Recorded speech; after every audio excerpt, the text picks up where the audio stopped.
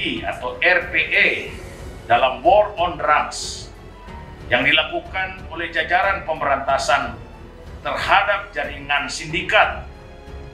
Kembali, Badan Narkotika Nasional Republik Indonesia membuahkan hasil yang signifikan, di mana dalam kurun waktu 20–27 April 2021 berhasil mengungkap 3 jaringan sindikat narkotika internasional, baik yang berada dari Golden Crescent, dibuktikan dengan beberapa alat bukti yang berasal dari Pakistan, kemudian jaringan Malaysia, dan Golden Triangle dari Myanmar.